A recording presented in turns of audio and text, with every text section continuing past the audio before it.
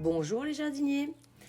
Alors aujourd'hui je vais vous parler épinards. Donc vous me voyez au début en train de cueillir des épinards. Là ce sont ceux que j'ai semés à l'automne.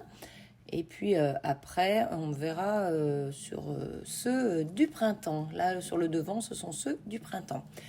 Alors aujourd'hui je vais vous donner 3 recettes à base d'épinards. Parce que quelquefois, on met des épinards chez soi, mais comme il en faut vraiment de grosses quantités pour faire un vrai plat d'épinards, ce que j'appelle un vrai plat d'épinards, c'est avec des œufs par exemple, eh bien, il en faut vraiment beaucoup. Donc, quelquefois, on peut avoir des recettes qui utilisent moins d'épinards. Donc, on va déjà commencer par les laver après la récolte, évidemment. Donc, voilà, toujours des grandes quantités pour finalement plus grand-chose au fond de la casserole juste après. Donc, moi, je les lave à une première eau. Donc, contrairement aux salades, il n'y a pas de limaces. Et puis, bien sûr, l'eau, je la récupère toujours pour arroser mes plantes. Et puis après, je prépare mes épinards. Donc, on les plie en deux et puis on tire sur la tige, tout simplement. Et après, donc, on pourra les cuisiner. Donc, c'est long et fastidieux. Mais bon, les épinards du jardin, ça a meilleur goût quand même. Alors, la première recette que je vais vous donner, c'est une tarte au thon et aux épinards. Donc, c'est tout simple. Vous prenez une pâte brisée avec de la moutarde. Alors, ne vous inquiétez pas, tout est récapitulé en fin de vidéo. Ensuite, vous y mettez les épinards que vous aurez fait fondre un petit peu dans une casserole après. Vous y ajoutez le thon. Voilà, une boîte de thon. Ensuite, vous y mettez un appareil, donc c'est 2 ou 3 œufs plus de la crème. Voilà, on met le tout sur la tarte, on a salé, poivré aussi. On met du gruyère et on enfourne comme une quiche habituelle. Et puis moi, je l'ai dégusté voilà, avec une bonne salade verte du jardin. Donc, ne vous inquiétez pas, recette écrite en fin de vidéo. Ensuite, c'est la recette des galettes à la polenta et aux épinards. Donc, j'ai commencé par couper en lanières mes épinards. Bon, en même temps, je faisais cuire mon oignon, enfin, je le faisais rissoler dans un peu d'huile d'olive. Donc là, ça a été assez long de couper toute cette quantité d'épinards.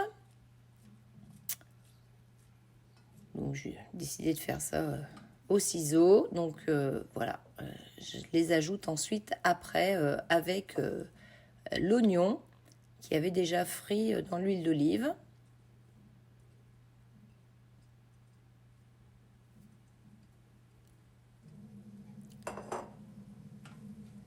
Donc il ne faut pas très longtemps pour que ça réduise. Ça se fait assez rapidement quand on fait comme ça à la poêle. Alors après, eh bien, je vais utiliser de la polenta. Donc je vais porter 180 g d'eau à ébullition et puis je vais laisser gonfler après mes 180 g de polenta. Et puis hors du feu, je vais égrener ma semoule et ensuite je vais la mélanger à ces épinards. Donc il me manquait un petit peu des vidéos entre. J'étais passée assez rapidement. On va saler, poivrer, évidemment. On va y ajouter aussi un œuf. Et puis ensuite, je vais fabriquer des galettes.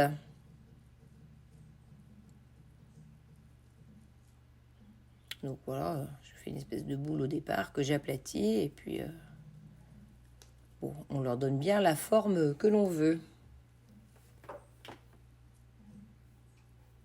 Et puis ensuite, ces galettes, eh ben, je vais les faire frire, tout simplement.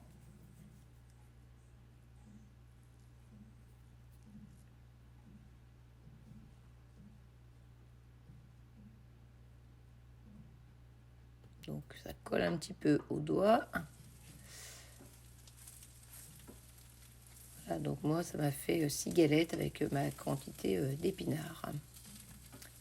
Donc ben voilà, on fait frire jusqu'à ce que ce soit bien doré des deux côtés, donc frire dans l'huile d'olive. Et puis après, à nouveau, pour un petit repas du soir, eh bien, je les ai dégustés, voilà, avec de la salade verte bien tendre, des belles laitues d'hiver qui ont bien paumé. Donc voilà pour cette recette. Maintenant, je vais vous donner une recette de pommes de terre farcies aux épinards. Donc, vous allez commencer par faire cuire 4 pommes de terre moyennes dans de l'eau et puis faire rissoler un oignon.